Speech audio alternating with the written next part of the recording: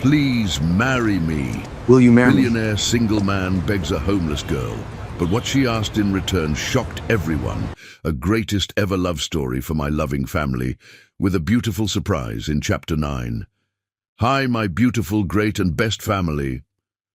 Welcome back to your own family channel, Mr. Peter Stories. May the Almighty bless every woman with unshakable strength, radiant health, and everlasting peace. May He comfort the mothers whose hearts carry endless sacrifices, uplift the sisters who guide with wisdom, protect the wives who pour their souls into love, and honor the daughters who fill our homes with light and laughter. May no woman in this family ever feel small, for she is a queen created by God, a miracle walking among us and the heartbeat of every home. If your heart is true, right, present. If your love is real, right, I am with Mr. Peter. Gary Bellamy owned everything money could buy, yet he felt like the poorest man alive, trapped in a cage made of gold and lined with emptiness that echoed through his soul. The city sprawled beneath him like a glittering circuit board, each light representing lives he would never touch, dreams he would never understand. From the floor-to-ceiling windows of his penthouse, Gary Bellamy surveyed his empire, tech companies spanning 3 continents, real estate holdings that could house small nations, investments that grew faster than he could count them. Yet standing there in his $1,000 suit, surrounded by art worth more than most people would see in 10 lifetimes, he felt absolutely nothing. The silence in his penthouse was deafening. No laughter echoed through these marble halls. No genuine conversation warmed these perfectly climate-controlled rooms. Every relationship in his life was transactional. Board members who smiled while calculating their next move. Women who saw dollar signs instead of the man behind them.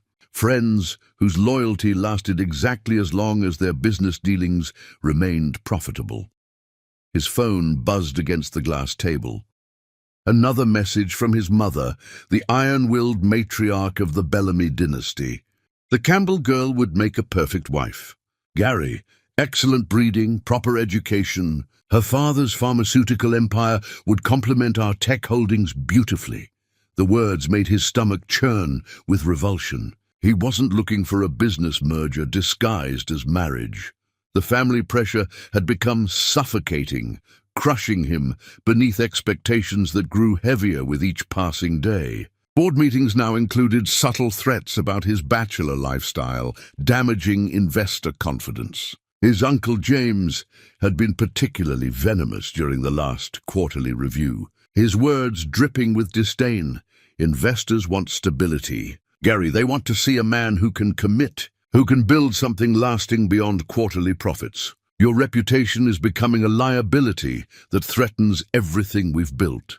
Yet something nagged at Gary about the inheritance conditions his grandfather had established. The old man had been many things, brilliant, eccentric, surprisingly romantic for a business titan, but never arbitrary. Every decision had layers, purposes that often revealed themselves years later. Why 35? Why marriage specifically? His grandfather had once said, "The heart knows what the mind refuses to acknowledge." Gary, sometimes you have to create the right circumstances for truth to emerge. At the time, Gary had assumed he was talking about market opportunities. Gary set down his crystal tumbler of aged whiskey and laughed bitterly, the sound hollow and sharp in the pristine space. A liability, that's what his life had become. One giant actuarial table where love was just another asset to be managed and optimized. He had built an empire by taking calculated risks, by seeing opportunities others missed, by being ruthless when necessary. But somewhere along the way, he had forgotten how to be human, forgotten how to feel anything beyond the cold satisfaction of another successful acquisition. The transformation had been so gradual he hadn't noticed it happening, like watching his hair grow or his face age. Changes too subtle to perceive day by day, but devastating in their cumulative effect. He had become a machine optimized for profit generation, a perfectly calibrated instrument that had lost the ability to play music, only capable of calculating its own efficiency. The irony struck him like lightning against steel. He could buy anything, go anywhere, have anyone he wanted, yet he felt more isolated than astronauts orbiting in the cold vacuum of space. At least they chose their solitude and knew when they would return to Earth. Gary's isolation was self-constructed, wrapped in silk and locked from the inside, with expectations that multiplied like compound interest, each achievement only raising the stakes for the next. His reflection stared back from the window, a man in his prime, successful beyond measure, handsome by any standard, and utterly devastatingly hollow. When was the last time he had felt genuine emotion? When had he last made a decision based on what his heart wanted, rather than what the market demanded? When had he last felt truly alive, instead of merely existing in this sterile paradise he had created? The memories of genuine feeling had become so distant, they felt like stories someone else had told him. He remembered being 8 years old, crying over a dead bird he'd found in the garden, his tears flowing freely until his father's stern voice cut through his grief. "Bellamy's don't cry over things that don't matter. Gary, save your emotions for things that affect the bottom line." That moment had been the beginning of his emotional death. The first brick laid in walls that now felt insurmountable. Even his relationships with women had become mechanical transactions. He could predict their responses with algorithmic accuracy, the way their eyes would light up when they learned his net worth, how quickly their affection would cool if he showed any real vulnerability. He had stopped hoping for genuine connection years ago, accepting that his wealth made authentic love impossible. People saw his bank account first, his loneliness never. Sleep had become his enemy, each night bringing the same restless tossing, the same questions without answers that circled his mind like vultures. His king-size bed felt like a wasteland, the silk sheets cold despite their thread count, despite the perfect temperature controls that regulated everything except the ice in his chest. The sleeping pills his doctor had prescribed only made the emptiness more vivid, turning his dreams into boardroom meetings where he negotiated contracts for emotions he couldn't feel. He would wake from these pharmaceutical-induced nightmares, feeling more exhausted than when he had closed his eyes, haunted by visions of spreadsheets that calculated the cost of happiness in quarterly projections. Tonight was no different, but somehow worse. The clock showed 3 in the morning, its red digits glowing like angry eyes in the darkness. His mind raced like a stock ticker, processing deals, analyzing market trends, calculating profit margins with mechanical precision. He couldn't remember the last time his brain had simply been quiet, present in a moment without agenda or strategy, without the constant pressure to optimize and maximize every second of his existence. The silence in his penthouse felt different at this hour. Not peaceful, but oppressive, like the quiet before a storm that never came. Even the city sounds 47 floors below couldn't penetrate the perfect soundproofing that protected him from everything, including the very life he was supposedly living above.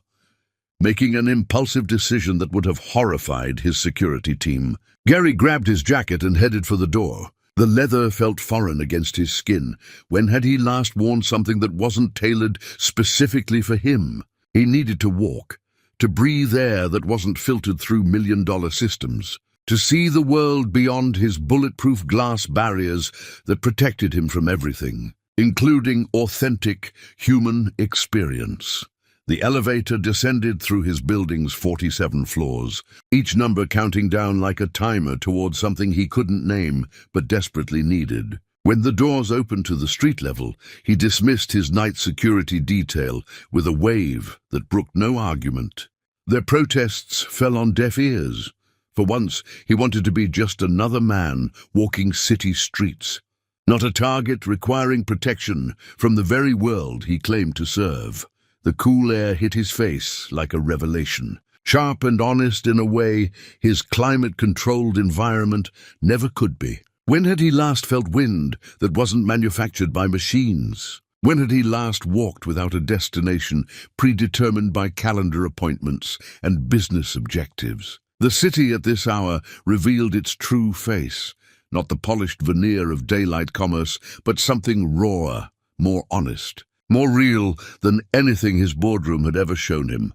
His expensive, Italian leather shoes clicked against cracked sidewalks as he wandered deeper into neighborhoods, his GPS apps colored red with warnings about crime statistics and property values. Here, life happened without quarterly projections or risk assessments. Here people struggled and survived with resources that wouldn't cover his monthly wine budget. Yet somehow they seemed more alive than anyone in his sanitized world. The contrast struck him like a physical blow, each step taking him further from his protected existence and deeper into something he had forgotten existed. While he worried about which private jet to take to his next vacation home, families in these apartments wondered how to make rent. While he complained about the emptiness of his gilded existence, people here fought for basics he took for granted. The guilt was overwhelming, but so was something else, a strange sense of authenticity he hadn't felt in years. As he walked deeper into the urban maze, something stopped him mid-stride. A sound floated through the darkness, pure and haunting, a woman's voice singing softly, each note carrying pain and beauty in equal measure. The melody was wordless, but it spoke to something deep in his chest that had been silent for too long. Something he had thought was dead, but was merely sleeping, waiting for the right key to awaken it. Gary found himself drawn toward the sound like a moth to flame, his feet carrying him around corners and down alleys without conscious direction. The voice grew stronger, more distinct, filled with a warmth his penthouse had never known. It was the sound of someone who understood suffering, but refused to let it steal their capacity for beauty. Someone who had been broken, but had chosen to sing rather than surrender to silence. Following the voice around the corner, Gary froze at what he saw, and in that moment, he realized his billion-dollar empire meant absolutely nothing. Chapter 2. The refusal that changed everything. Tamia Chirel had learned long ago that dignity costs nothing, but it's worth everything, and she wore hers like armor forged in fire and tempered by storms that would have destroyed weaker souls. The scene before, Gary defied everything his world had taught him about value and worth, shattering his assumptions like glass against stone. In the doorway of an abandoned storefront, a black woman sat cradling a small child, her voice weaving magic into the cold night air. Her clothes were worn thin from washing and weather, held together by determination rather than fashion.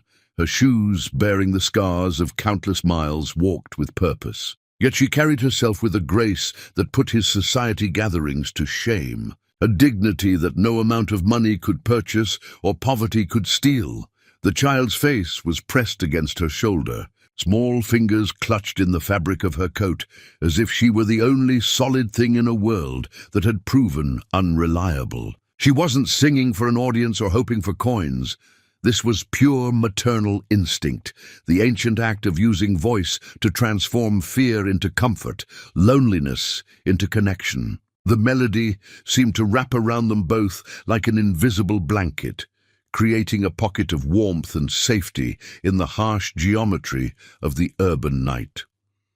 This was Tamia Chirel, though Gary didn't know her name yet. What he knew was that her presence commanded attention without demanding it, that her strength was evident in every line of her posture despite circumstances that should have broken her completely. She wasn't performing for coins or pity.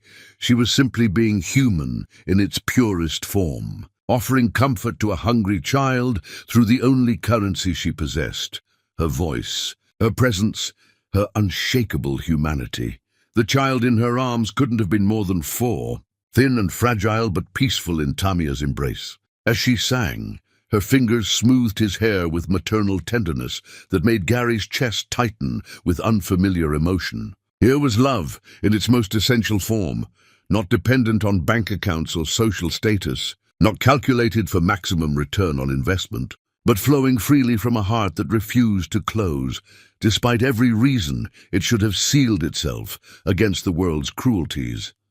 Gary stepped closer, his expensive shoes silent against the cracked pavement that told stories his pristine floors never could. Up close, he could see the intelligence in Tamia's eyes, sharp and assessing, the way she evaluated him without judgment, but with complete awareness. She wasn't naive about the world's cruelties. Her gaze held knowledge that spoke of battles fought and survived, of victories carved from defeat through sheer force of will. "That's beautiful," Gary said softly, not wanting to shatter the moment, but needing to acknowledge what he was witnessing, something real in a life that had become artificial in every way that mattered. Tamia looked up at him, and for a moment, time suspended itself between them like a held breath. Her eyes held depths that his therapist's office walls could never contain, stories that made his privileged angst feel both trivial and painfully real simultaneously. She didn't speak immediately, studying this well-dressed stranger who had wandered into her world like a lost tourist searching for something he couldn't name. "Music doesn't cost anything to make," she replied, her voice carrying the same warmth as her singing, rich with texture that spoke of joy and sorrow dancing together in perfect harmony. "But it can feed the soul when the body goes hungry, can warm the heart when the world grows cold." Gary reached into his wallet, pulling out bills that represented more money than many people saw in months, perhaps years. The gesture felt automatic, the same response he gave to every problem: throw money at it until it disappeared or transformed into something more manageable. "Please, let me help. Take this." The transformation in Tamia's posture was immediate and unmistakable, like watching a flower close its petals against an approaching storm. Her spine straightened, her chin lifted with pride that had been tested by fire and emerged stronger, and her eyes flashed with something that made Gary take an involuntary step backward. This wasn't anger, it was dignity asserting itself against assumption, strength refusing to be diminished by circumstance. "I'm not for sale," Tamia said, each word delivered with quiet power that cut through Gary's soul like surgical steel, precise and devastating. "Not my voice, not my story, not my struggles, not my dignity. I didn't ask you for money, and I don't need your pity masquerading as charity." The rejection hit Gary harder than any business failure ever had, striking him in places he had forgotten existed. In his world, money solved everything with mechanical precision. Need something? Buy it. Want someone's attention? Pay for it. Facing a problem? Throw cash at it until it disappeared into the comfortable darkness of solved issues. But here stood a woman who looked at his offering with the same disdain he might show to someone trying to sell him fool's gold or empty promises. "I didn't mean to offend," Gary stammered, suddenly feeling like the child in this interaction, his usual confidence crumbling in the face of her unwavering strength. "I just thought—" "You thought what? That because I'm sitting on a sidewalk, I must be desperate enough to take charity from a stranger?" Tamia's voice remained level, controlled, but each word carried the weight of countless similar encounters. "That because my shoes have holes, my pride must have them too? That poverty automatically equals surrender?" Gary stared at her, recognition dawning slowly like sunrise over mountains he had never bothered to climb. This woman possessed something his money couldn't buy, couldn't rent, couldn't lease or acquire through hostile takeover or strategic investment. She had integrity that remained unshakable despite circumstances that would have crushed spirits far stronger than most. In rejecting his money, she had done something no one had done in years. She had surprised him completely, shown him a strength he had forgotten existed. The revelation struck him like lightning, illuminating a landscape he had never seen before. Here was power in its purest form, not the artificial strength that came from accumulating resources or wielding influence over others, but the genuine force that emerged when someone refused to compromise their soul regardless of the cost. He had spent his entire life among people who would sell their principles for the right price, who viewed integrity as a luxury they couldn't afford when faced with real temptation. But Tamia had faced the ultimate temptation, escape from poverty, security, comfort, and had turned it away because accepting it would have required her to become someone she couldn't respect. The magnitude of that choice was staggering to someone who had watched business partners abandon their ethics for far smaller rewards. "I've never met anyone who would refuse money on principle," Gary admitted, his voice carrying wonder that felt foreign on his tongue. "In my world, everything has a price. Everyone can be bought if you find the right currency. Money, status, power, security. But you're showing me that some things are genuinely priceless." The businessman in him wanted to analyze her motivations, to find the angle or strategy behind her refusal. But the man he was becoming under her influence recognized truth when he witnessed it, understood that he was seeing something rare and precious that couldn't be reduced to market calculations. "You're right," he admitted, and the words felt strange on his tongue. Unfamiliar as a foreign language, he was just beginning to learn. When was the last time he had admitted to being wrong about anything? When had anyone possessed the courage to correct him without agenda or fear of consequence? Something in Tamia's expression shifted slightly, like sunlight breaking through storm clouds that had dominated the sky for too long. She had expected defensiveness, argument, perhaps anger at being refused, the typical response of privileged people unused to hearing the word no. Instead, this stranger had offered something rarer than money, more valuable than gold, a genuine apology delivered without conditions or expectations. "Most people don't apologize when their charity gets rejected," she observed, adjusting the sleeping child in her arms with practiced ease that spoke of responsibilities shouldered without complaint. "Most people don't have the strength to reject it in the first place," Gary replied, and he meant every word with intensity that surprised them both. "Your refusal, it's not weakness disguised as pride. It's genuine power, the kind that can't be bought or borrowed or stolen." For the first time, Tamia almost smiled, the expression transforming her face in ways that made Gary's chest tighten with unfamiliar warmth. "Strength isn't something you buy in stores or inherit from family names, Mr. Gary Bellamy." If his name meant anything to her, she didn't show it, and somehow that anonymity felt more liberating than any recognition he had ever received. In her world, apparently, billionaires were just another type of stranger wandering through the night, no more or less significant than anyone else seeking something real in darkness. "Well, Gary Bellamy, strength is something you earn through surviving what should have killed you but didn't."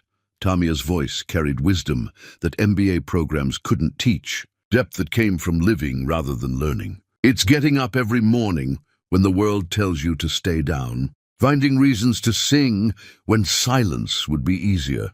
Something shifted in Gary's chest, like tectonic plates moving after years of stillness. Here was a woman who understood battles he had never fought, but somehow her words spoke to wars he had been fighting his entire life. Different enemies, different weapons, but the same fundamental struggle between who the world expected him to be and who he really was beneath the armor of success.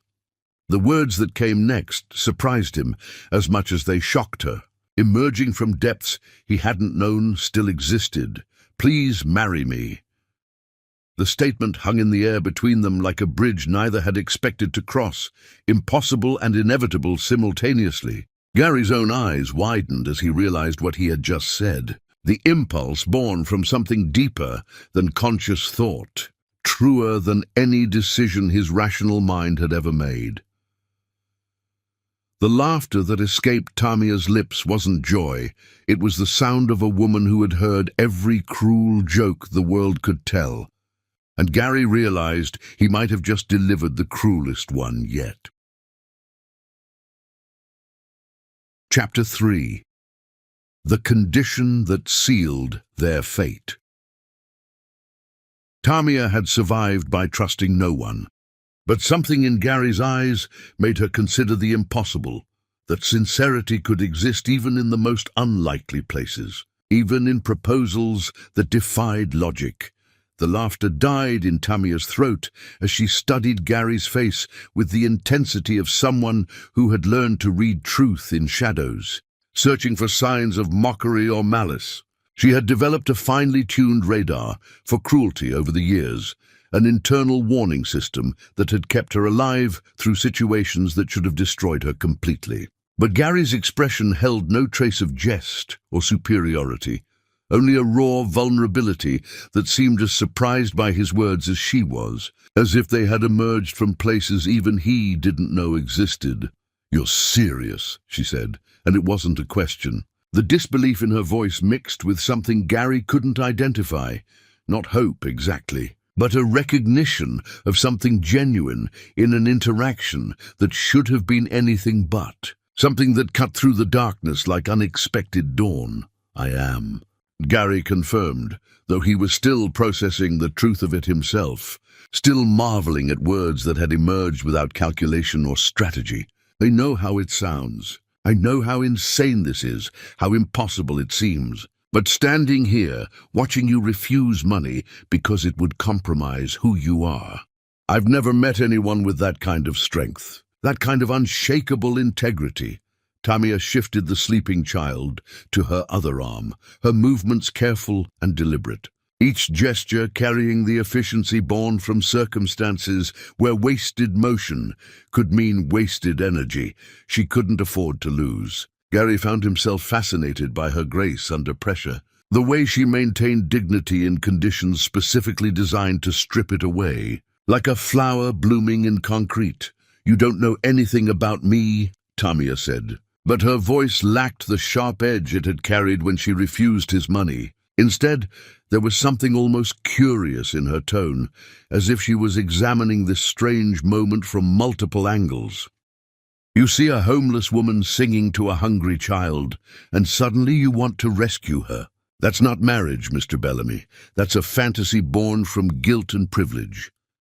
"Maybe you're right," Gary admitted, taking a step closer but maintaining respectful distance, aware that trust was something to be earned rather than assumed. "Maybe this is crazy beyond reason, but I've spent my entire life making calculated decisions, weighing risks and benefits with mathematical precision, choosing options that made sense on paper and in boardrooms. And every single one of those smart choices led me to the emptiest existence imaginable." Tamia studied his face in the dim streetlight, her instincts warring with something she couldn't name, couldn't categorize according to her usual survival protocols. She had learned to recognize lies with the same accuracy others identified colors. They were as common in her world as hunger and cold, as predictable as sunrise. But Gary's words carried weight that felt different from the hollow promises she had heard before, heavy with truth that surprised them both. "Why would a man like you want a girl like me?" The question came out softer than she intended, revealing a vulnerability she usually kept buried beneath layers of protective steel. "You could have anyone, models, actresses, society princesses, who would fit perfectly into whatever world you come from. Women who understand your language of success and status." Gary laughed, but there was no humor in it, only the bitter recognition of his own failures, his own journey through relationships that had looked perfect on paper, but felt empty as abandoned buildings. "You think I haven't tried that? You think I haven't dated women whose beauty could stop traffic and whose conversation could cure insomnia? Perfect women who said exactly what they thought I wanted to hear, who molded themselves into whatever shape they believed would keep my attention and my wallet open." He ran his hand through his hair, messing the perfectly styled arrangement for the first time in memory, the gesture carrying more authenticity than any professional photograph had ever captured. "Those women saw my bank account first, my potential as a status symbol second, and maybe if I was extraordinarily lucky, something resembling the actual me running a distant third behind profit projections. Tamia listened without interrupting, recognizing truth when she heard it spoken with such raw honesty. Rich or poor, powerful or powerless, everyone seemed to struggle with being seen for who they really were, rather than what others wanted them to be, what others could extract or gain from their presence. "But you," Gary continued, his voice gaining strength with each word, "you looked at me like I was just another person, not a target, not an opportunity, not a means to an end or a problem to be solved. Just a man wandering the streets at 3 in the morning, probably running from something just like you might be running from something." "I'm not running from anything," Tamia said quickly, defensive instincts flaring like struck matches, automatic and bright. "Then you're stronger than me," Gary replied without hesitation, his admission carrying no shame, only honest recognition. "Because I've been running from myself for so long, I forgot what I was running toward. I forgot there was supposed to be something worth reaching for at the end of all that motion." The honesty in his admission caught Tamia off guard like unexpected rain. In her experience, powerful people rarely admitted weakness, rarely showed anything that might be interpreted as vulnerability. They wore their strength like armor, never allowing cracks to show lest someone exploit them for personal gain. "You're offering marriage to a complete stranger," Tamia pointed out, testing the boundaries of this surreal conversation, probing for the inevitable catch that would reveal this as another cruel joke disguised as opportunity. "That's not strength, Mr. Bellamy. That's desperation with expensive clothes." "Maybe it's both," Gary said, and his willingness to admit desperation somehow made him seem stronger rather than weaker, more human rather than less. "I'm desperate to feel something real, to connect with someone who sees beyond the surface polish to whatever might be worth knowing underneath. And I'm strong enough to recognize it when I find it, even if it comes in a package I never expected, even if it challenges everything I thought I wanted." Tamia felt something shift in her chest, like ice beginning to thaw after a particularly brutal winter that had seemed endless. She had grown so accustomed to defending herself against the world's assumptions that she had almost forgotten what it felt like when someone challenged those assumptions rather than confirming them, when someone looked for strength rather than weakness. "You don't know my story," she warned him, her voice carrying weight that spoke of chapters written in pain and ink that would never fully dry.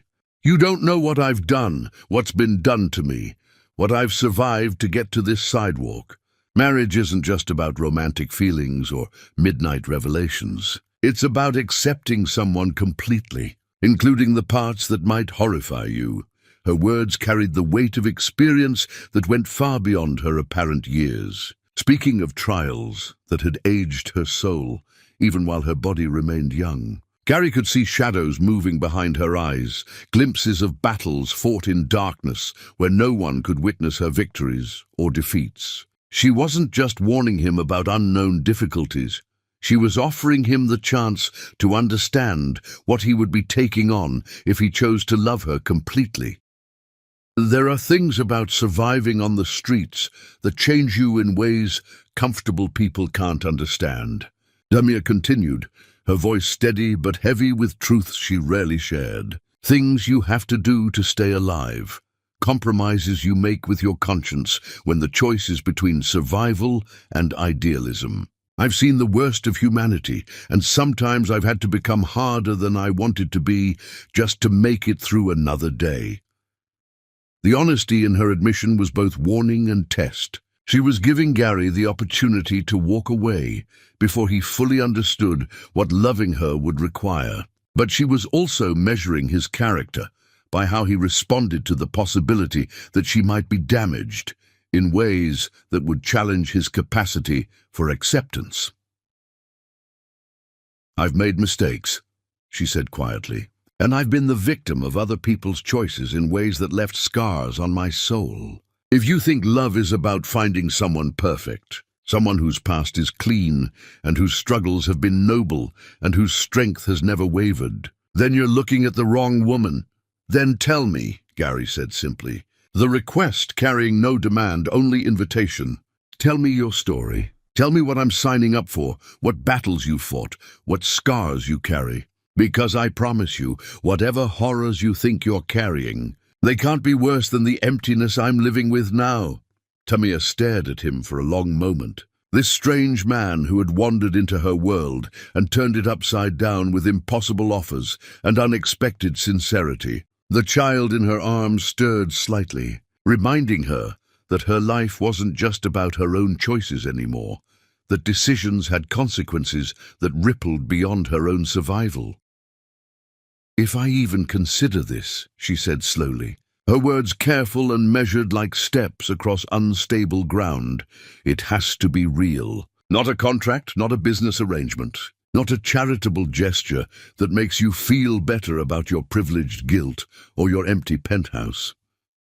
Gary nodded, understanding the weight of what she was asking, recognizing the test hidden within her conditions. This must be real, not a contract, Tamia continued, her voice growing stronger with each word, gaining power from her own clarity. If we do this, it's because we choose each other, not because you need a wife and I need shelter. It's because something genuine exists between us, not because we're both running from what we don't want to face alone. The demand hung between them like a bridge waiting to be crossed or burned. Challenging Gary to prove his sincerity extended beyond impulsive gestures and midnight revelations. In his world, contracts defined everything. Relationships, business deals, even family obligations were spelled out in legal terms with escape clauses and penalty fees carefully negotiated. But Tamia was asking for something his lawyers couldn't draft: authentic human connection without safety nets. Real, Gary repeated, tasting the word like he was learning a foreign language that might finally help him communicate something true. No contracts, no conditions beyond what we create together. No safety nets except what we build with each other, one honest moment at a time. Real, Tamia confirmed. And for the first time since he had approached her, she almost smiled. As they shook hands in that dark alley, neither realized they had just set in motion events that would either destroy them both or forge something unbreakable. Chapter 4. The Mansion and the Vultures. Walking into Gary's world, Tamia understood that wealth was just another kind of wilderness, and she had always been a survivor who adapted to whatever terrain life demanded her to navigate. The marble floors of Gary's mansion reflected Tamia's image back at her like mirrors designed to reveal inadequacy, showing a woman whose worn clothing and weathered shoes told stories these polished surfaces had never heard. But as she walked through the grand entrance hall, her footsteps silent against stone that cost more than most people's annual salaries, she carried herself with the same unshakable dignity she had shown on the streets, refusing to let circumstances define her worth. The staff stared with expressions ranging from curiosity to barely concealed shock, their professional composure cracking as they processed the impossible scene before them. Word had traveled through Gary's social network with the speed of wildfire, each telling embellished with new details that made the story more scandalous with every repetition. By the time Tamia crossed the threshold of his home, half the city's elite had already heard impossible rumors about the billionaire's midnight bride, each version more incredulous than the last. "This is your home now," Gary said, as he led her through rooms that could have housed entire families, his words carrying intention rather than mere politeness. "Not temporarily, not as my guest or my charity case. This is where you belong now, for as long as you choose to stay." Tamia nodded, but her eyes continued their systematic assessment of her new environment, habits forged by necessity taking inventory of every detail. She had learned long ago that survival depended on understanding your surroundings completely: exit routes, power dynamics, potential threats, and unexpected allies. This mansion might be luxurious, but it was still territory that needed to be mapped and understood if she was going to navigate it successfully. The first attack came within hours, swift and surgical as a predator's strike. "Gary, darling, we simply must discuss this situation." The voice cut through the morning air like crystal against concrete, sharp and precise in its controlled hostility. Patricia Bellamy glided into the dining room, wearing disapproval like expensive perfume. Her gaze fixed on Tamia, with the intensity of someone evaluating a threat to everything they held sacred. Patricia had built her entire identity around protecting the family legacy her late husband had entrusted to her care. She wasn't cruel by nature. She was terrified. Terrified that everything she had sacrificed her own dreams to preserve might crumble if the wrong influences entered their world. She had given up her ambitions as a concert pianist to become the perfect society wife, had channeled all her creativity into maintaining appearances and managing expectations. In her mind, Tamia represented chaos disguised as love. "Mother," Gary said carefully, tension evident in the single word, "I'd like you to meet Tamia Cherrell." "Oh, I know exactly who she is," Patricia replied, her smile sharp enough to draw blood, each word dripping with barely contained venom. "The entire country club has been buzzing about your little charitable experiment. People are calling it everything from admirable to insane." Tamia set down her coffee cup with deliberate precision, meeting Patricia's hostile stare without flinching or retreating. She had faced down threats from people who would have terrified Gary's mother, survived situations where backing down meant death or worse. One disapproving matriarch, no matter how well-dressed or well-connected, wasn't going to break her spirit or shake her resolve. "Mrs. Bellamy," Tamia said, her voice carrying warm honey over steel, every syllable perfectly controlled. "What a pleasure to meet the woman who raised such a generous and courageous son." The compliment that wasn't quite a compliment hit its target perfectly, finding the weak point in Patricia's armor of social superiority. The perfectly composed expression flickered for just a moment, enough to let Tamia know she was dealing with someone who understood subtle warfare but wasn't prepared for it to be waged with such grace. The social massacre truly began that afternoon when Gary's business associates arrived for what they claimed was an impromptu meeting but felt orchestrated as a coordinated assault. They didn't attack Tamia directly. That would have been too crude for their refined sensibilities, too honest for people who preferred their cruelty wrapped in silk. Instead, they wielded exclusion like a weapon, discussing charity galas she obviously couldn't attend, referencing social connections she clearly didn't possess, dropping names of schools she had never had the privilege to consider. Of course, you wouldn't understand the complexities of managing generational wealth, Rebecca Henderson said with false sympathy that dripped like poison from perfectly glossed lips, her daughter having been Gary's most recent suitable dating option according to family preferences. "It takes a particular kind of upbringing to handle these responsibilities properly." Rebecca's cruelty stemmed from her own insecurities about her family's relatively recent wealth. Her grandfather had been a factory worker, and she had spent her entire adult life trying to erase that history through perfect manners and strategic marriages. Tamia's presence reminded her uncomfortably of the arbitrary nature of social position, the thin line between having and having not that she worked desperately to forget. "You're absolutely right," Tamia replied calmly, her smile never wavering despite the calculated insult, her composure unshakable as mountain stone. "I was raised by streets that would consume most people alive without leaving bones behind. It's given me a very particular perspective on what actually matters when everything else is stripped away." The response was so unexpected, so gracefully delivered, that several of Gary's associates actually smiled despite themselves, recognizing strength when they saw it displayed so elegantly. Here was a woman who refused to be diminished by circumstances beyond her control, who turned attempted humiliation into a demonstration of power that left her attackers looking petty and small.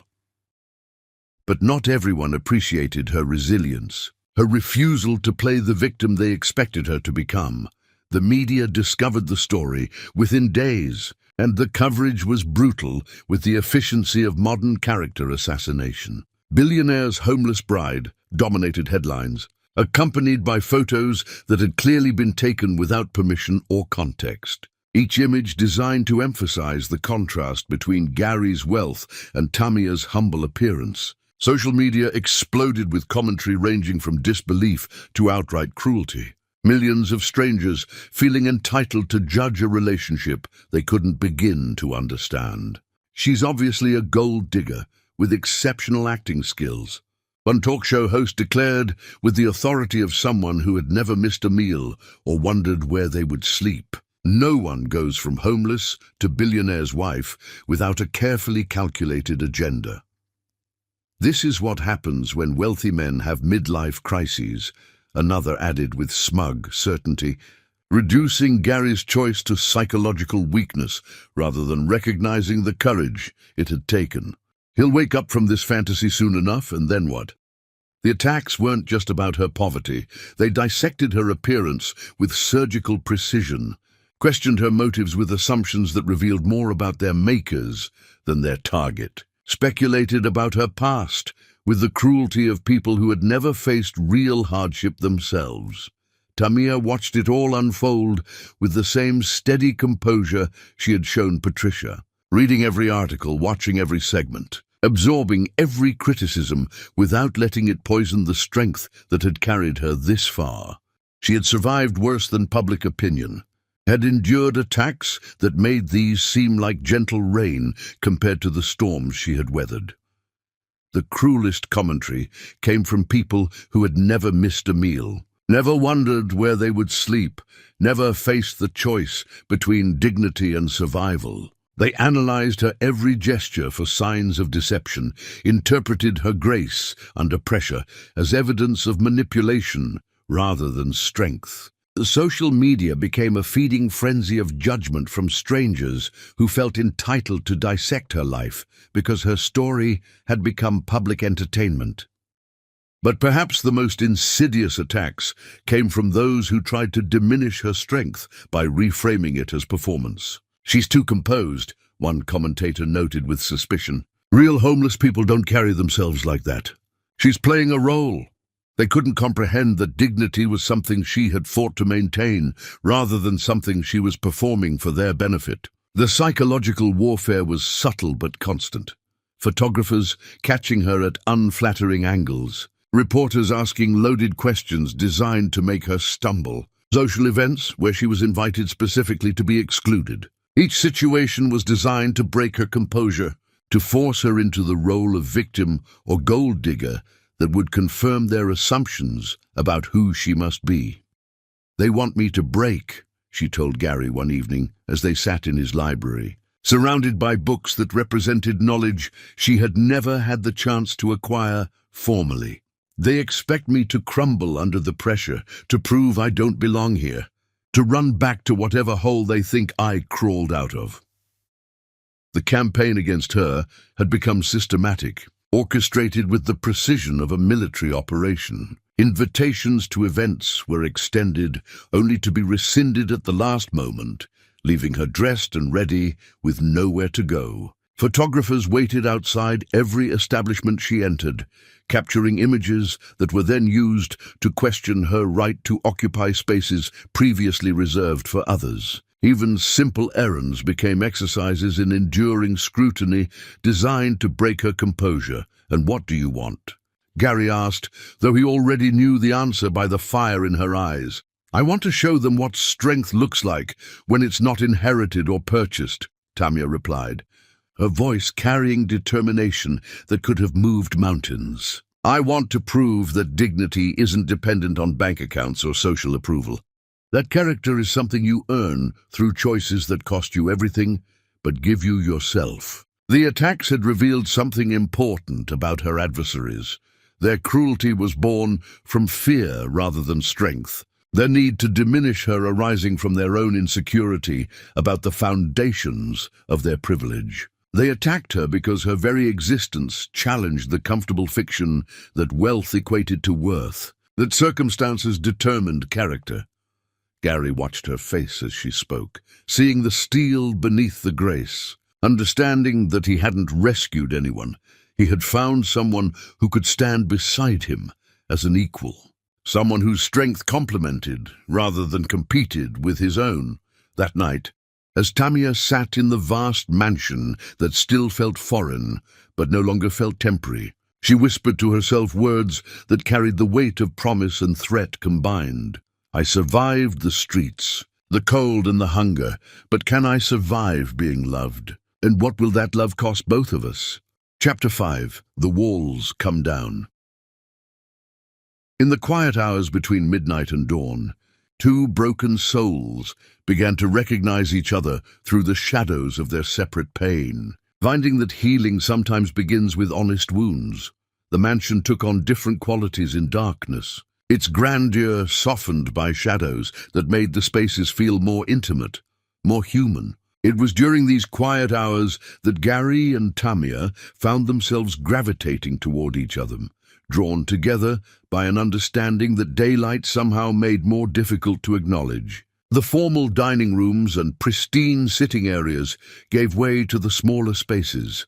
The kitchen, where Tamia would make tea with hands that still remembered rationing every precious resource. The library, where Gary would find her reading with the hunger of someone discovering treasure.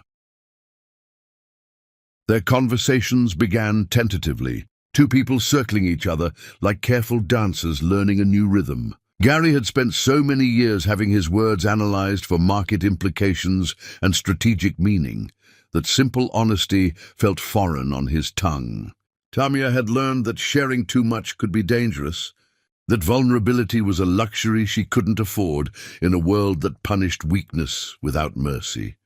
But something about the darkness made truth easier, made the walls they had built around themselves feel less necessary. "Tell me about the cold," Gary said one night as they sat in his study, the request coming from genuine curiosity rather than morbid fascination. He had seen her unconscious habits, the way she hoarded small luxuries like extra blankets, how she never left food unfinished, the way her eyes automatically mapped exit routes, even in the safety of his home. Tamia was quiet for a long moment, weighing his words for mockery or pity and finding neither. "The cold isn't just temperature," she said finally, her voice carrying the weight of memory. "It's the way it seeps into your bones until you forget what warmth feels like. It's lying on concrete that steals your body heat, wearing every piece of clothing you own, and still shivering until your muscles cramp. But the worst cold isn't physical. It's the way people look through you like you're already dead. Like you don't deserve the same basic acknowledgement they give to strangers who happen to have better circumstances."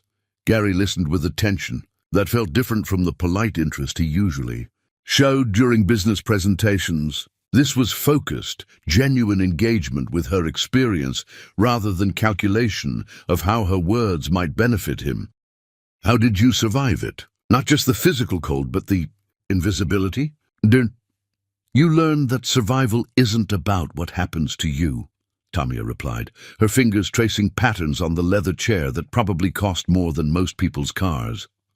"It's about what you refuse to let those circumstances do to who you are inside. Every morning when I woke up still alive, still myself, was a victory over a world that wanted me to disappear or become something smaller, something more convenient for everyone else." The stories came in pieces over countless nights, fragments of a life that had tested her in ways Gary was only beginning to understand. She told him about the hunger that wasn't just about missing meals, but about the way it hollowed you out, made every decision revolve around the most basic needs. She described the storms that turned doorways into temporary shelters, the rain that soaked through every layer until hypothermia became a real threat, the snow that made every breath a conscious effort. But more than the physical hardships, She shared the emotional battles that had been even harder to survive. There were nights when giving up would have been easier, she admitted, her voice steady despite the weight of what she was revealing. When the world felt so indifferent to whether I lived or died that it seemed pointless to keep fighting. "What stopped you?" Gary asked. Though part of him already knew the answer, it was written in every gesture she made, every decision that prioritized dignity over convenience. Stubbornness? Maybe. Tamia smiled slightly, but her eyes held depths that spoke of more complex motivations. Or maybe the understanding that my life belonged to me, not to circumstances or other people's expectations. That even if no one else could see my worth, I could still choose to see it in myself. Gary found himself sharing stories he had never told anyone, admissions that would have horrified his therapist and shocked his family. He described the suffocating weight of expectations that had pressed down on him since childhood. The way every achievement felt hollow because it was measured against standards set by others rather than joy found in accomplishment itself. Success became a prison, he told her, his voice carrying surprise at his own honesty. Every victory just raised the bar higher, created new expectations I had to meet.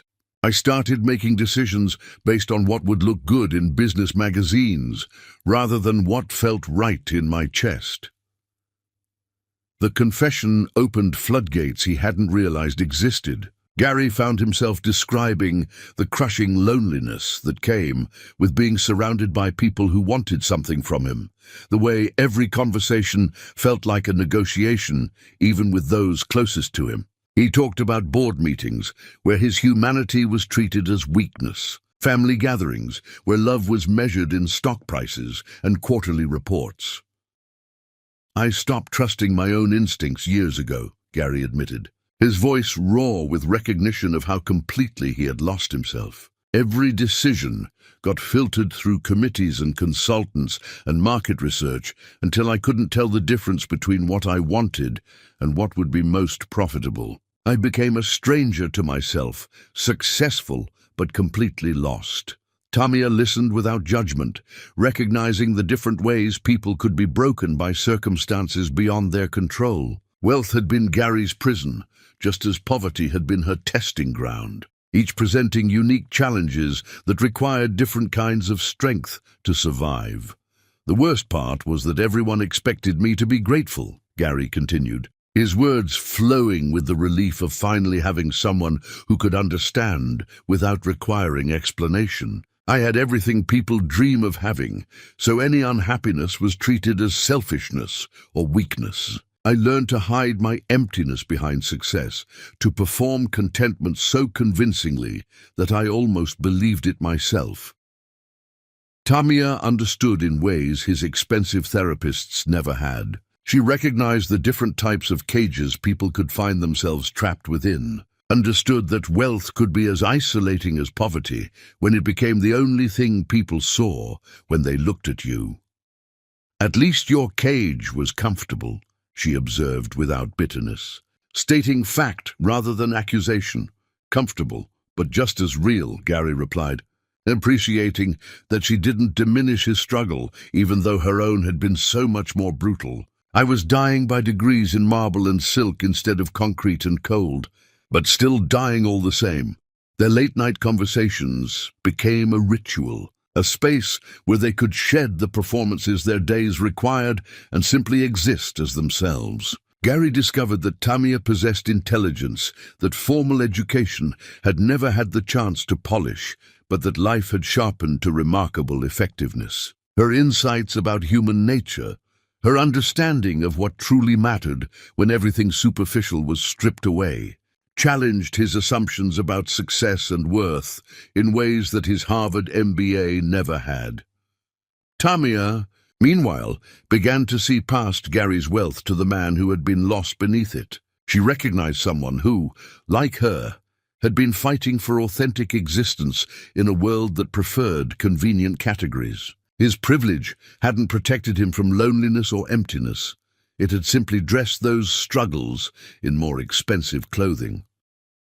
"We're both refugees," she said one night, the observation carrying weight that surprised them both. You from expectations that suffocated who you really are, me from circumstances that tried to erase me entirely. We found each other in the space between who we were supposed to be and who we actually are. Gary reached for her hand across the small table where their tea had grown cold while they talked, and for the first time since childhood, touch felt like connection rather than transaction. I'm falling in love with you, he said, the words emerging without calculation or strategy, honest as sunrise. I know, Tamia replied, her fingers intertwining with his in acknowledgement that felt like promise. I'm falling in love with you too, and it terrifies me more than the streets ever did. Why? Gary asked, though part of him understood her fear. Love made you vulnerable in ways that survival skills couldn't protect against. Because survival, I understand, Tamia said, her voice carrying both strength and fragility.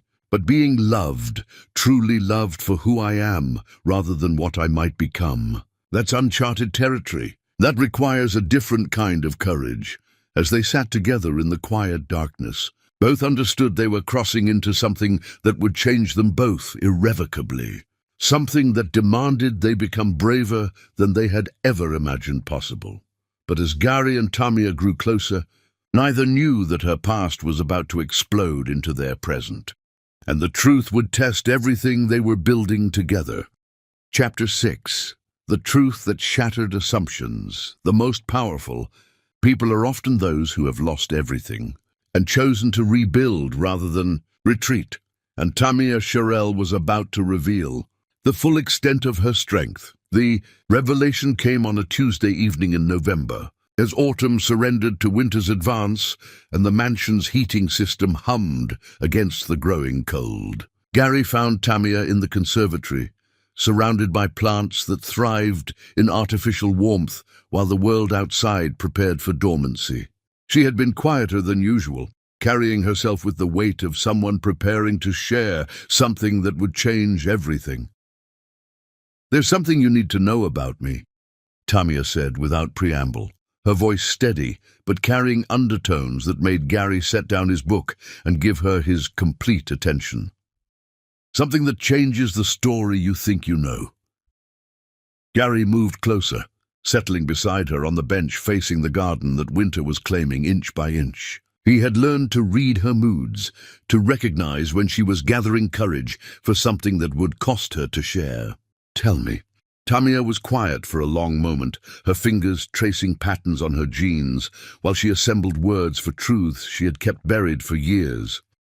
When she spoke, her voice carried the weight of confession and the power of someone who had finally decided that hiding was more exhausting than honesty. I wasn't born poor, Gary. I didn't grow up on streets or in shelters. I came from money. Not your kind of money, but enough that I never worried about meals or shelter or education. Her words fell into the space between them, like stones into still water, creating ripples that would reshape everything they thought they understood about each other. The confession tasted like copper in her mouth, metallic with the flavor of shame she had thought she'd overcome. Not shame about being poor. She had never been ashamed of that, but shame about the privileged world she had once inhabited without questioning. The assumptions she had made before life taught her what really mattered.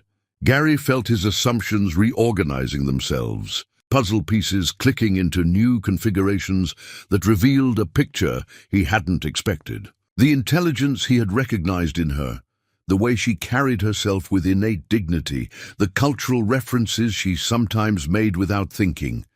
Suddenly they made different sense. My family wasn't just wealthy, Tamia continued, her voice growing stronger as she moved deeper into territory she had avoided for so long.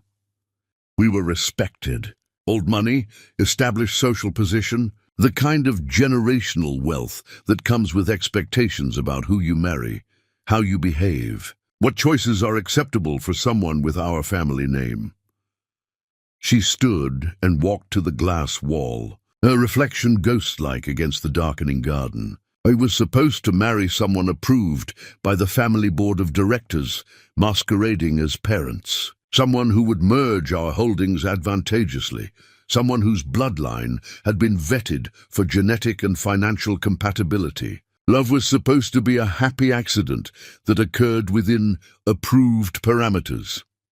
Gary remained silent, understanding instinctively that this story needed to be told without interruption, that each word was costing her something precious.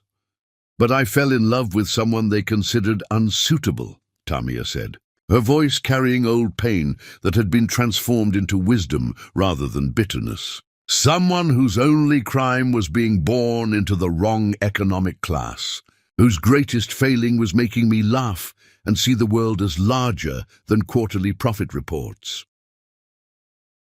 The conservatory felt too small for the emotions filling it. The carefully controlled environment unable to contain the storm of memory and revelation breaking between them. "I chose him," Tamia said simply, but the words carried the weight of a decision that had cost her everything she had known. "I chose love over comfort, authenticity over approval, my heart over their plans. I thought love would be enough, that choosing each other meant we could build something real together." Gary felt something cold forming in his stomach, recognition of where this story was heading even before she confirmed his fears. "He left," Tamia continued, her voice remaining steady, though Gary could see the cost of these words in the tension of her shoulders. "When the pressure came, when my family made it clear that loving me meant a lifetime of being excluded from their world, when he realized that being with me meant giving up the comfortable life he had imagined, he chose the easier path." The silence stretched between them, filled with the weight of abandonment and betrayal that had shaped everything that came after. "My family expected me to crawl back," Tamia said, turning from the window to face Gary directly. "They were certain that being abandoned would cure me of my romantic notions, that losing him would make me grateful for their forgiveness and ready to accept their version of my future. But you didn't," Gary said, understanding now why her strength felt so absolute, so unshakable. "I couldn't," Tamia replied, and for the first time since she had begun this story, she almost smiled. Going back would have meant admitting that their version of love, calculated, conditional, based on mutual benefit rather than genuine connection, was the only kind that mattered. It would have meant accepting that my judgment was worthless, that my heart couldn't be trusted. That authentic emotion was a luxury I couldn't afford. Gary began to understand the full scope of what she had sacrificed, the courage it had taken to choose dignity over comfort, integrity over security. "So I left," Tamia said, her voice carrying pride alongside pain. "I walked away from trust funds and inheritances, from family connections and social position, from everything I had ever known. I chose to be homeless rather than soulless, to risk poverty rather than accept spiritual bankruptcy." The magnitude of her choice hit Gary like a physical blow. She hadn't just survived homelessness, she had chosen it rather than compromise her principles, had voluntarily entered a world of struggle and hardship because she refused to let others define the terms of her existence. "The first night was the hardest," Tamia continued, her voice carrying the weight of memory that had been buried but never forgotten. "I sat in a park with nothing but the clothes I wore and the chain around my neck, watching families go home to warm dinners while I wondered what I had done. My phone kept ringing, my mother, my siblings, even some of my father's business associates who thought they could convince me to come to my senses." Gary could picture her in that moment, young and terrified but unbreakable, choosing the unknown over the unacceptable. "They offered me everything," Tamia said, her eyes distant, with the pain of choices that had cost her more than anyone should have to pay. A trust fund larger than what I'd walked away from, an arranged marriage to someone more suitable, even the promise that they would accept my original choice if I would just come home and discuss it rationally. But I understood what they really meant, that love was negotiable, that principles were luxuries I couldn't afford. That being true to myself was less important than being comfortable. The silence stretched between them, filled with the enormity of sacrifice that few people could comprehend, let alone make. I learned things about myself in those 5 years that I never would have discovered in comfort, Tamia said, her voice growing stronger. I learned that I could survive anything except betraying who I really was. I learned that dignity isn't inherited. It's earned through choices that cost you everything but give you yourself. How long? Gary asked, his voice rough with emotion he was still processing. 5 years, Tamia replied. 5 years of learning what I was really made of. 5 years of discovering that dignity doesn't depend on bank accounts or family approval. 5 years of finding out what strength looks like when it's tested by everything life can throw at it. The number hung between them like a bridge across an ocean of experience Gary could barely imagine. 5 years of winters without adequate heating. 5 years of hunger that went beyond missing meals. 5 years of being invisible to a world that preferred not to acknowledge her existence. But also 5 years of discovering inner resources she might never have found in comfort. 5 years of learning that survival was as much about maintaining humanity as sustaining physical life. There were moments when I questioned everything, Tamia admitted, her voice carrying the weight of complete honesty. Nights when I wondered if pride was worth dying for, if stubbornness was just another word for stupidity. But every time I considered going back, I realized I had become someone I couldn't abandon, someone who chose authenticity over ease, someone who proved that circumstances don't determine character. Gary stared at her, seeing her completely for the first time. This wasn't a woman who had been defeated by circumstances. This was someone who had faced the ultimate test of character and emerged victorious. She had proven that her values weren't just comfortable philosophies, but principles worth sacrificing everything to maintain. The magnitude of her choice expanded in his understanding, like ripples from a stone thrown into still water. She hadn't just chosen poverty over compromise. She had chosen to discover who she really was when every artificial support was stripped away, when only the essential self remained. You chose the streets, he said, awe evident in his voice, rather than surrender who you really are.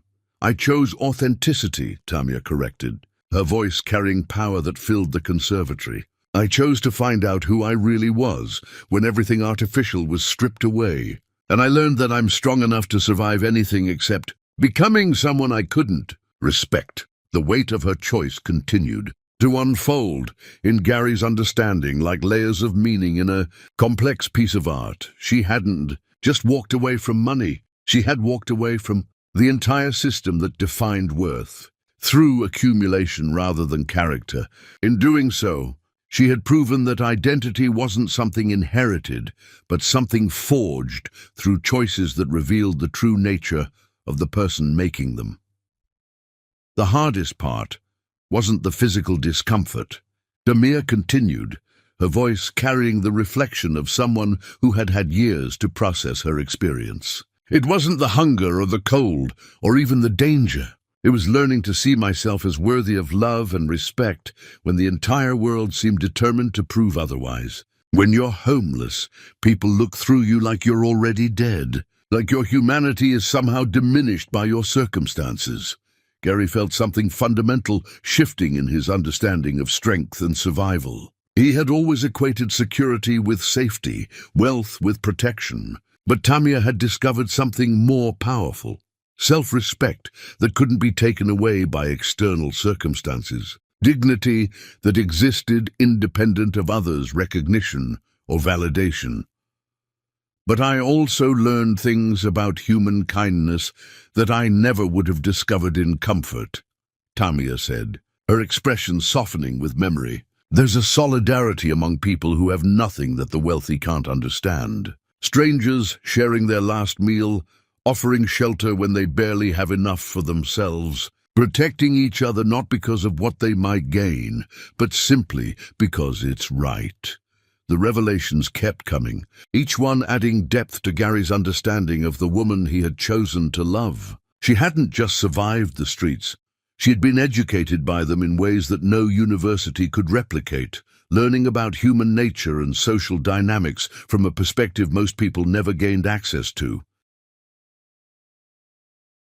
As Tamia finished her story, Gary's phone buzzed against the glass table beside him. The message that appeared made his blood run cold, the words striking like ice against the warmth of revelation they had been sharing. We know who she really is, and tomorrow, everyone else will too. Chapter 7, The Stand That Defined Them. When the world tries to destroy you, the only choice is to stand taller than you ever thought possible. And Tamia Sherrill was about to show everyone what unbreakable really meant. The attack came with the precision of a military operation, coordinated and devastating in its scope. Gary's phone rang at dawn, his publicist's voice tight with panic as she delivered news that would have sent most people into hiding. They found her family records, Gary. Her real name, her background, the inheritance she walked away from. It's everywhere. Television, internet, newspapers. They're calling her everything from a trust fund fraud to a master manipulator. Tamia stood in the kitchen, making coffee with hands that remained perfectly steady, despite the chaos erupting around them. She had been expecting this moment since the night she shared her truth with Gary, understanding that secrets in their world had shorter lifespans than flowers. The only question had been timing and scope, and the answer was arriving with the brutality she had anticipated.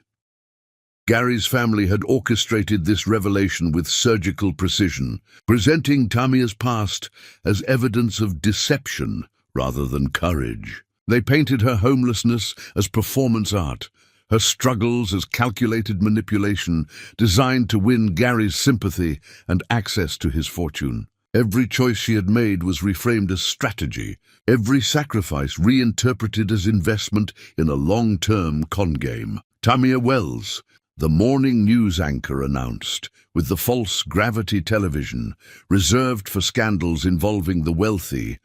Real name, Tamia Alexandria Wells Sherrill, heiress to the Wells textile fortune, abandoned her family's wealth 5 years ago in what sources describe as an elaborate scheme to position herself for an even greater fortune through strategic marriage. The footage that followed had clearly been provided by her family, photographs from charity galas and society events, images of a younger Tamia in designer gowns, standing beside people who had written her off as dead when she chose love over their approval. The contrast between those images and recent paparazzi shots was devastating, each comparison designed to support the narrative of calculated deception. Gary watched Tamia's face as the reports played on every channel, searching for signs of the shame or panic his family expected to see. Instead, he found something that made his chest swell with pride: absolute calm. The unshakable composure of someone who had nothing left to hide and nothing left to fear. The media circus had reached fever pitch, with each outlet trying to outdo the others in their coverage of what they had dubbed the homeless heiress scandal. Talk shows dedicated entire segments to analyzing her every gesture, bringing in body language experts to interpret her composure as evidence of either masterful deception or genuine strength. The narrative had become a Rorschach test for viewers' own beliefs about class, worth, and the American dream.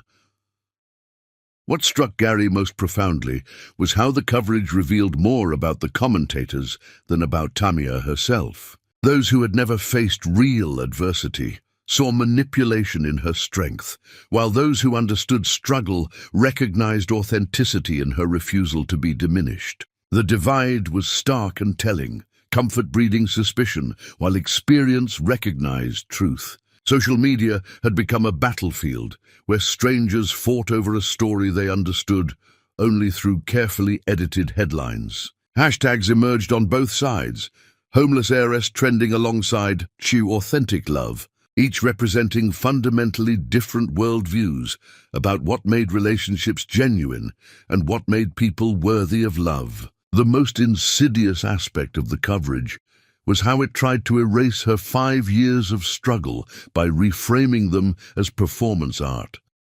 She always had a safety net. One particularly cruel commentator noted, knowing she could return to wealth whenever the experiment got too difficult. They couldn't comprehend that burning bridges completely required more courage than maintaining escape routes, that her choice to cut ties with her family had made her homelessness as real as anyone else's. "They expect me to run," Tamia said, her voice carrying certainty rather than fear. "They think this exposure will send me scurrying back to whatever hole they believe I crawled out of. They're waiting for me to prove their assumptions about my character." "What are you going to do?" Gary asked, though he suspected he already knew the answer by the steel in her spine, the set of her shoulders that spoke of battles about to be fought and won. "I'm going to show them what real strength looks like," Tamia replied, her voice carrying promise and threat in equal measure. "They want a performance? They're about to get the most authentic one they've ever witnessed." The press conference was scheduled for noon, hastily arranged by Gary's publicity team, who assumed damage control meant separation and distancing. They had prepared statements about temporary relationships and misunderstandings, scripts designed to minimize Gary's association with what they saw as a public relations disaster. Instead, they found themselves coordinating something unprecedented, a joint appearance where both Gary and Tamia would address the media together, presenting a united front against attacks that had been designed to divide them. Tamia chose her outfit with the same strategic precision a general might plan a decisive battle. Not the designer clothes Gary could have provided, not an attempt to reclaim the wealthy image her family was using against her, but a simple black dress that emphasized her dignity while acknowledging her current reality. She looked like exactly what she was, a woman who had chosen authenticity over comfort and was prepared to defend that choice against any attack. The media gathered like vultures scenting carrion, cameras and microphones creating a forest of mechanical attention focused on what they assumed would be either confession or capitulation. The questions came like arrows, sharp and designed to wound. "Ms. Wells, did you deceive Mr. Bellamy about your background? Was your homelessness a calculated strategy to gain his sympathy? How do you respond to your family's accusations of manipulation?" Tamia stood at the podium with the presence of someone who had faced far worse than hostile questions from comfortable people. When she spoke, her voice carried across the room like music, clear and strong and absolutely unashamed. "My name is Tamia Sherrill," she began, claiming the identity she had chosen rather than the one she had inherited. "5 years ago, I made a decision that shocked my family and apparently continues to shock many of you. I chose love over money, authenticity over approval, and integrity over comfort." The room fell silent, reporters recognizing something in her tone that suggested this wasn't going to follow their expected script. "I didn't deceive anyone about my background because my background is not my identity," Tamia continued, her words carrying power that made cameras focus and notebooks still. "Who I used to be matters less than who I chose to become when everything was taken away. I'm not defined by the money I walked away from, but by the strength I found when I had nothing left but my principles." She paused, scanning the room with eyes that held no shame, no apology for choices that had cost her everything and given her more than she could have imagined. "I will never hide again," Tamia declared, each word ringing like a bell in the sudden silence. "Not from my past, not from your judgment, not from the consequences of choosing authenticity in a world that prefers comfortable lies. I survived 5 years on streets that would terrify most of you, not because I was planning some elaborate deception, but because I refused to compromise my soul for comfort." The declaration hung in the air, like thrown gauntlet, challenging everyone present to match her courage or acknowledge their own lack of it. Gary stepped forward then, his movement deliberate and unmistakable. He took Tamia's hand in full view of every camera, every recording device, every journalist who had come to witness what they assumed would be her destruction. The gesture sent shockwaves through the assembled media, cameras flashing with renewed intensity as they captured the moment that would define how this story was remembered. This wasn't damage control or strategic positioning. This was a man publicly choosing the woman he loved over every other consideration, making a statement that no public relations team would have recommended. "This is my wife," Gary said, his voice carrying across the room with absolute certainty that silenced even the most aggressive reporters, "and I have never been prouder of anyone in my entire life." The statement was bold enough to shift the entire narrative, transforming what should have been Tamia's moment of exposure into Gary's declaration of commitment. But the power of the moment went deeper than words. It was visible in the way he stood beside her, not as protector but as equal, not as rescuer but as partner who had chosen to link his fate to hers, regardless of public opinion. The crowd of reporters began to shift their focus, recognizing that they were witnessing something unprecedented in their experience of covering the wealthy and powerful. Instead of the typical pattern of rich men distancing themselves from controversy, they were seeing someone who moved closer to it, who claimed it as his own choice rather than running from association with it. Some of the journalists began to reframe their questions, no longer attacking Tamia's motives, but trying to understand Gary's decision.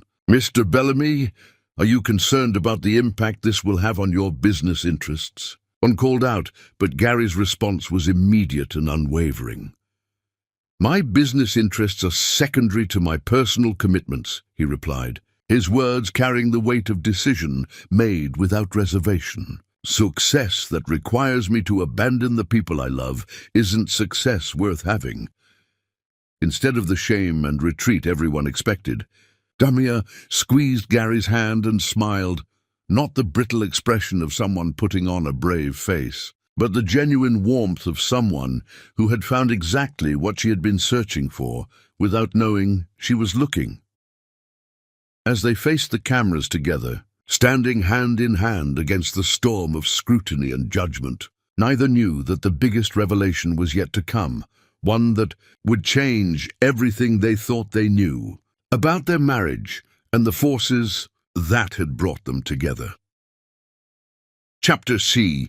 Boo, the test that revealed the truth. Sometimes the greatest lies are told to reveal the greatest truths, and Gary Bellamy was about to discover that his grandfather's final gift was the freedom to choose authentically.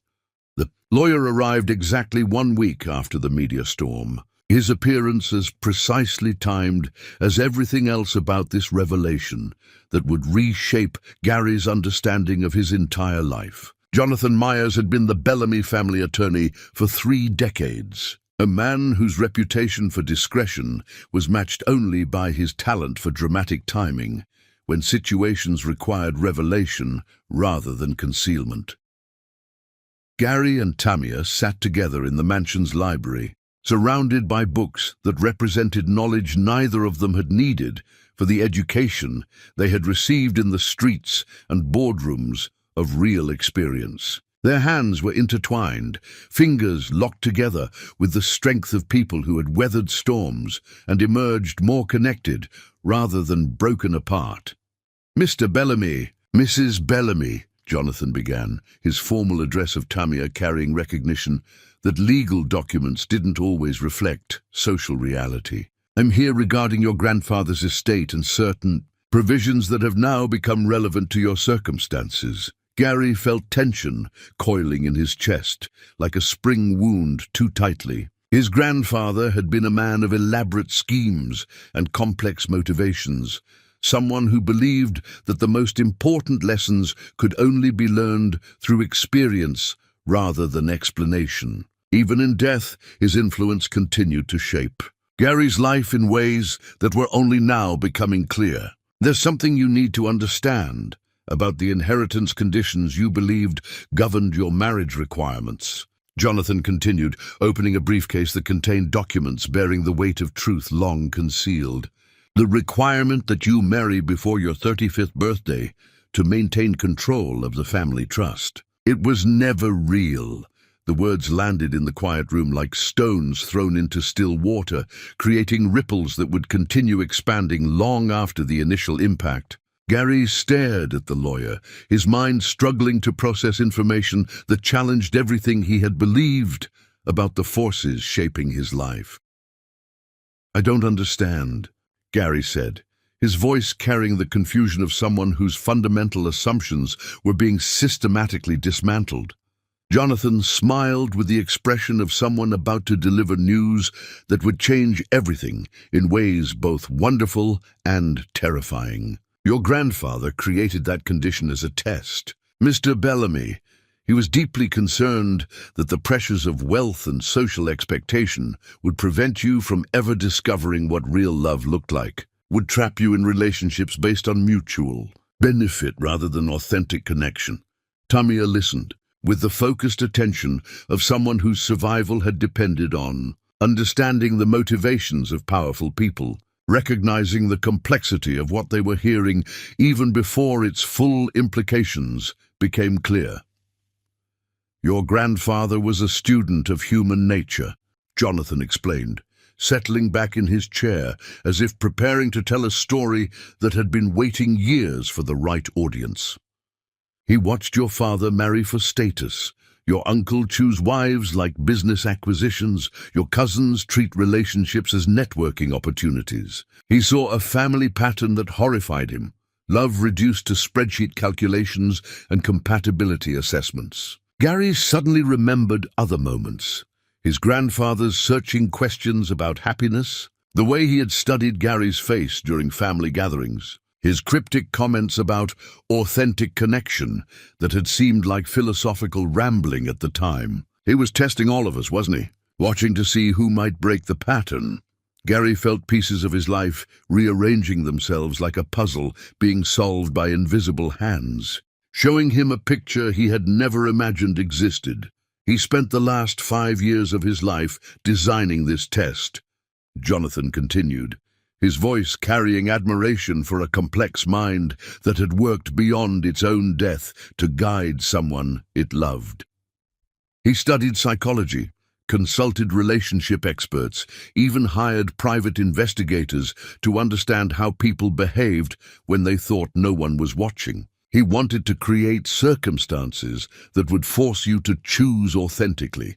The elaborateness of the deception was staggering in its scope and touching in its motivation. He believed that given complete freedom, people often make safe choices that protect them from vulnerability, Jonathan said. But given the right pressure, the right urgency, they reveal who they really are beneath all the protective mechanisms.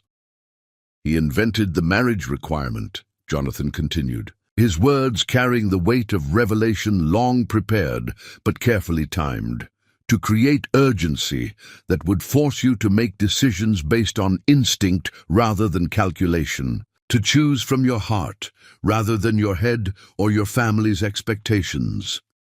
Gary felt the world tilting around him like a ship in heavy seas, everything he thought he knew about his choices shifting into new configurations. "You're telling me that my decision to marry Tamia wasn't influenced by inheritance pressure because there was no inheritance pressure." "Precisely," Jonathan confirmed, his smile growing wider as he witnessed understanding dawn.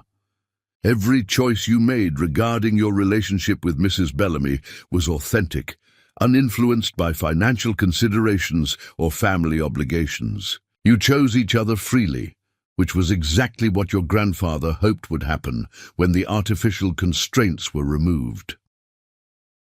The silence in the library felt profound, heavy with the weight of truth that was both liberating and overwhelming. Gary had spent months believing he was defying family expectations and financial pressure to be with Tamia, when in reality, he had been following his grandfather's deeper plan to help him discover authentic love. Tamia was the first to speak, her voice carrying curiosity rather than accusation. Did he know who Gary would choose? Jonathan shook his head, his expression thoughtful.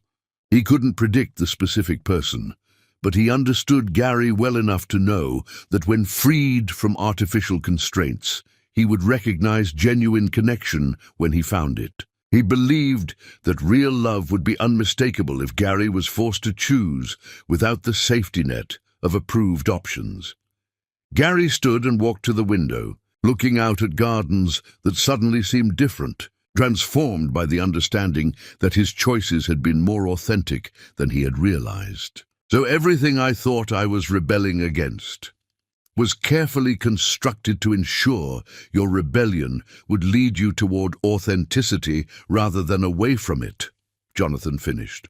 Your grandfather was a complex man who understood that sometimes the greatest gift you can give someone is the freedom to discover who they really are when artificial supports are removed. The revelation reframed everything, not just their marriage, but Gary's entire understanding of his relationship with his family's expectations. He had thought he was choosing love over duty, when in reality he had been fulfilling the deepest duty his grandfather could have imagined, the obligation to live authentically.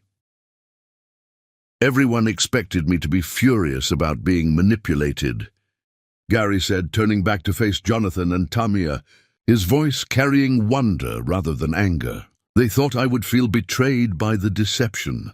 But instead of betrayal, Gary felt something like gratitude blooming in his chest. His grandfather's elaborate scheme had given him the greatest gift imaginable, the chance to discover that his capacity for authentic love existed, that beneath all the conditioning and expectations lived someone capable of choosing with his heart rather than his head. The test had revealed something profound about both of them. Gary had proven he could recognize genuine worth when it appeared in unexpected forms, while Tamia had demonstrated that her strength wasn't dependent on circumstances, but was an intrinsic part of who she was, regardless of external conditions. It's beautiful. In a way, Tamia observed, her voice carrying appreciation for the complexity of love that transcended death. He loved you enough to trust that given the right circumstances, you would choose well. He believed in who you could become even when you didn't believe in it yourself. And how do you feel? Tamia asked, though she suspected she already knew the answer by the expression on his face. Gary looked at her, seeing clearly for perhaps the first time the miracle of what they had found together. For once in my life, I wasn't chasing fortune or following someone else's script. I was making choices based on what felt real, what mattered to me personally, rather than professionally. The smile that spread across his face was transformative, joy breaking through the controlled expressions he had worn for so many years, like sunlight breaking through storm clouds. I was choosing love completely and authentically. Without knowing, I was free to make that choice. The irony wasn't lost on either of them, that Gary's most authentic decision had come when he believed he was being forced into it, that his truest expression of love had emerged when he thought he was fulfilling an obligation. It suggested something profound about human nature, about how genuine feeling could transcend artificial constraints and reveal itself even through the most unlikely circumstances. Your grandfather understood something about love that took me 34 years to learn, Gary said, his voice carrying wonder at the complexity of wisdom that had guided him from beyond the grave. He knew that real connection can't be manufactured or arranged, but it can be recognized when it appears, even in the most unexpected forms. The realization was both humbling and liberating. Gary had spent years believing that his grandfather's expectations were limiting his freedom, when in reality they had been designed to help him discover what freedom actually meant. True choice wasn't about having unlimited options. It was about having the courage to recognize the right option when it appeared, and the strength to choose it regardless of external pressure. He would have loved you, Gary told Tamia, the statement carrying certainty despite the impossibility of their ever meeting. Not because you proved his test worked, but because you represent everything he hoped I would be wise enough to recognize. Strength that doesn't depend on circumstances, authenticity that can't be purchased, love that chooses based on character rather than convenience. Jonathan gathered his papers, his mission completed with the satisfaction of someone who had delivered exactly the right news at exactly the right moment. The lawyer had been carrying this secret for months, waiting for the precise moment when its revelation would provide confirmation rather than confusion, validation rather than doubt. As the lawyer prepared to leave, he paused at the library door, his expression carrying the warmth of someone who had witnessed something beautiful unfold, according to plan. He would be proud of both of you, not just for finding each other, but for choosing each other despite every apparent obstacle.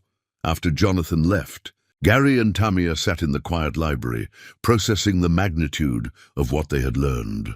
The love they had found was even more authentic than they had realized, built on choices that were completely their own, rather than responses to external pressure.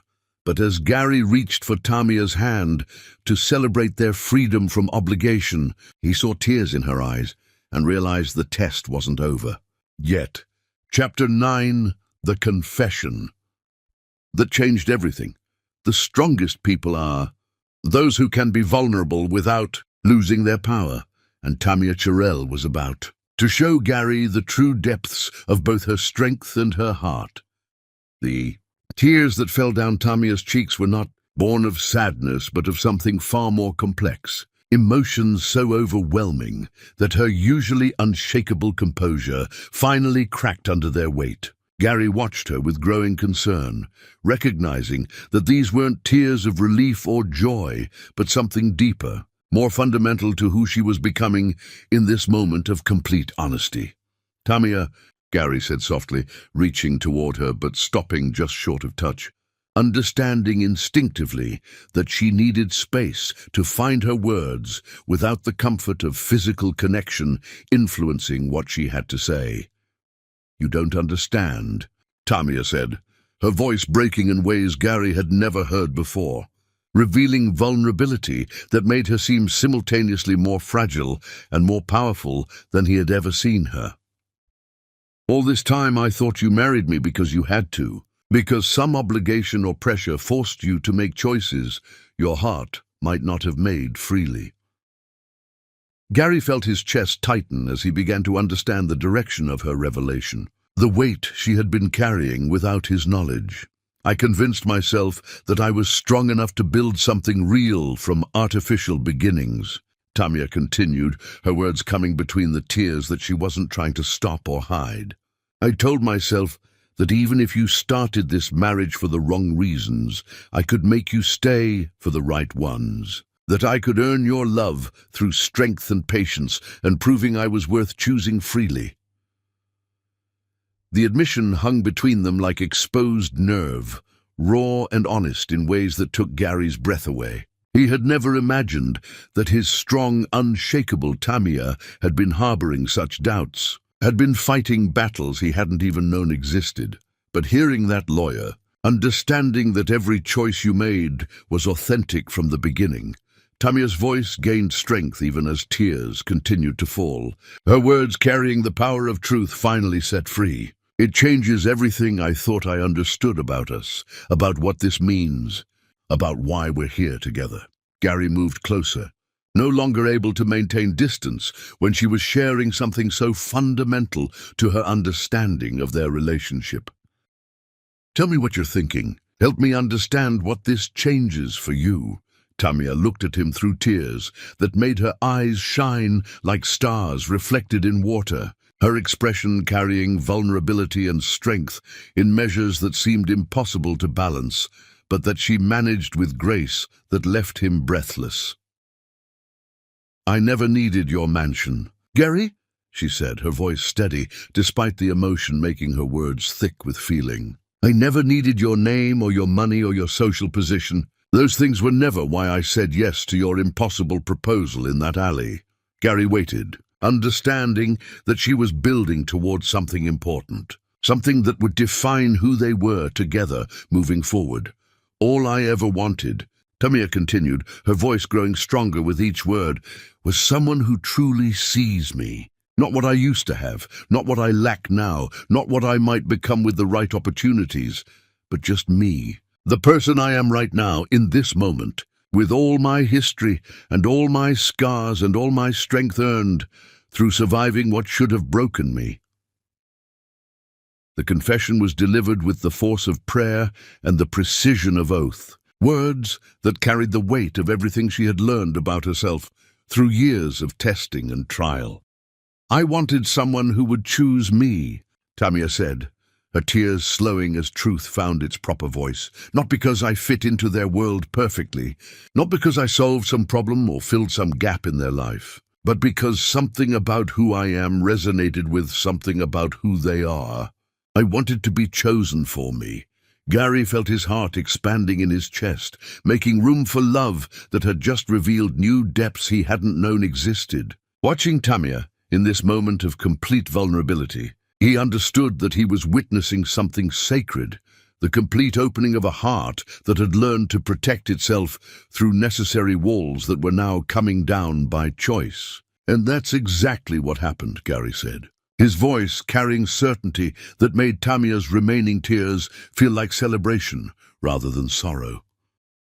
Every choice I made, every moment I chose you over comfort or convenience or family approval, all of it was authentic. All of it was my heart choosing yours before my mind could interfere with calculations or strategies.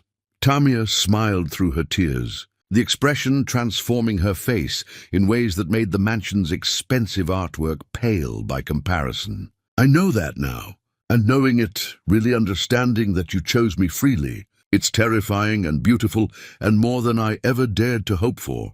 Why terrifying? Gary asked, though he suspected he understood her fear. Because being chosen freely means I'm truly seen, Tamia replied, her honesty continuing to flow like water from a spring that had finally found its source. It means I can't hide behind the idea that circumstances brought us together, can't protect myself by believing that your love is conditional or temporary or based on misunderstanding about who I really am. The fear in her voice was real and raw, the terror of someone who had learned to survive by controlling what others could see of her, who had used circumstances as armor against the vulnerability that comes with being completely known. For so long, I could tell myself that if you ever truly saw me, all my flaws, all my fears, all the ways I'm broken from everything I've survived, you would understand that you had made a mistake, Tamia continued, her words coming faster now as if speaking them quickly might make them less frightening. I could protect myself with the belief that your love was circumstantial, that when the novelty wore off or the pressure got too intense, you would remember that you had other options, better options, easier options. Gary felt his heart breaking and healing simultaneously as he understood the depth of fear she had been carrying, the weight of believing herself unworthy of authentic love despite every evidence of her extraordinary worth. But if you chose me freely, Tamia whispered, her voice barely audible, but carrying the weight of confession that felt like prayer, then there's nowhere to hide. Then I have to believe that I am actually worthy of being loved completely, and that terrifies me more than the streets ever did because I don't know how to protect myself from hope that real. The vulnerability in her admission was breathtaking, showing Gary a woman who could face down any external enemy, but was still learning to trust that she deserved the very thing she had always wanted most. Her strength hadn't made her fearless. It had made her brave enough to feel fear and keep moving forward anyway. Gary reached for her hands, holding them with touch that felt like promise and sanctuary combined. You are truly seen, Tamia. Every part of you, your strength and your vulnerability, your past and your present, your choices and your dreams. I see all of it, and I choose all of it completely and forever. The words hung in the air between them like vows spoken in a church made of trust rather than stone, witnessed by truth rather than congregation. "I love you," Tamia whispered. The simple words carrying weight that made them feel both revolutionary and inevitable. Not because you rescued me, not because you provided safety or comfort or opportunity, but because you see me and choose me and make me want to be brave enough to be completely myself with another person. The declaration hung in the air between them like a bridge built from courage and honesty, spanning the distance between two souls who had learned that love wasn't about completing each other, but about choosing to grow together. Tamia had never felt safer or more terrified in her life. Safe because Gary's love asked nothing of her except authenticity. Terrified because authenticity meant she could no longer hide behind the armor of self-reliance she had worn for so long. "I love you too," Gary replied, understanding that they were crossing into territory that would change them both irrevocably. "And I'm about to show you exactly what that means." As Gary rose from his chair, Tamia saw something in his expression that made her breath catch. Not fear, but anticipation of something that would complete the circle of choosing that had brought them together in that dark alley, what felt like lifetimes ago. Gary dropped to his knees, but not in defeat, in recognition of the most powerful woman he had ever met. And he had something to show her that would prove everything. Chapter 10, The Ring That Bound Two Souls. True love doesn't rescue. It recognizes, honors and chooses to walk alongside another soul as they become who they were always meant to be. Gary knelt before Tamia not as supplicant before royalty, but as one equal honoring another, his position chosen to demonstrate reverence rather than desperation. In his hands, he held something that made Tamia's breath catch, not a diamond that represented wealth or status, but something infinitely more meaningful that proved he had been listening to every story she had shared, understanding every truth she had revealed about what actually mattered to her. The ring he presented was crafted from gold that gleamed warm in the library's soft lighting, but it was the source of that gold that made Tamia's eyes fill with tears of recognition and wonder. Gary had taken the chain she had worn during her years on the streets, her only possession of value beyond the strength of her spirit, and had it transformed into something that honored both their journey together and her courage in surviving alone. The craftsmanship was exquisite.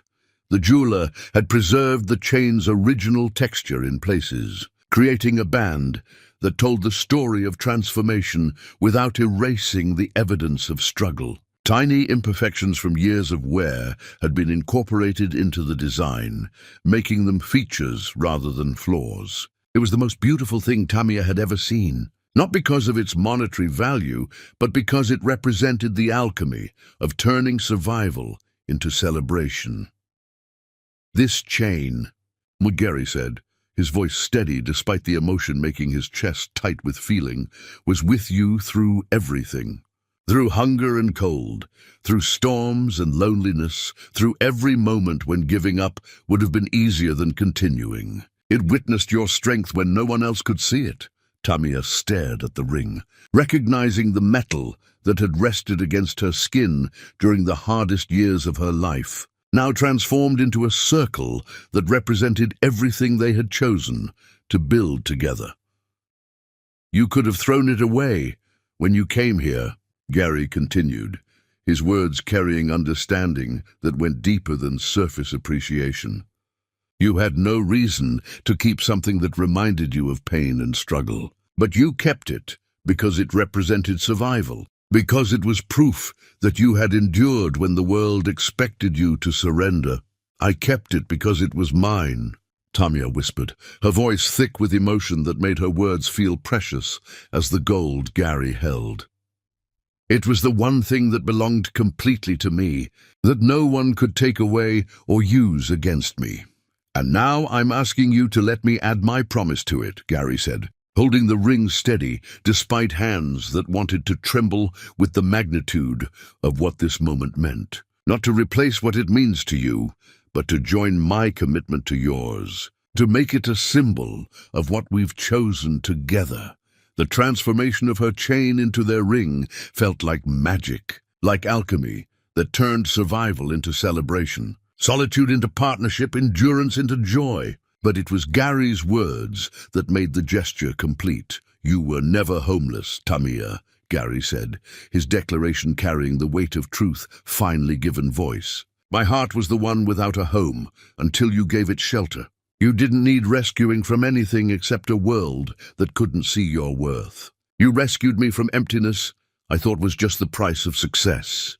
Tamia felt the last of her walls crumbling, not from attack, but from the gentle insistence of love that asked for nothing except the chance to honor who she already was. "I was dying in luxury." Gary continued, his honesty as complete as hers had been, suffocating in comfort, drowning in privilege that felt more like punishment. "You didn't save me from poverty. You saved me from spiritual bankruptcy that all my money couldn't cure."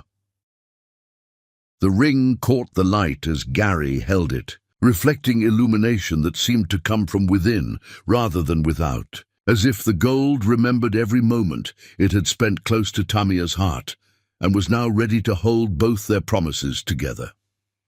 "This isn't about becoming someone new," Gary said, sliding the ring onto Tamia's finger with touch that felt like coming home.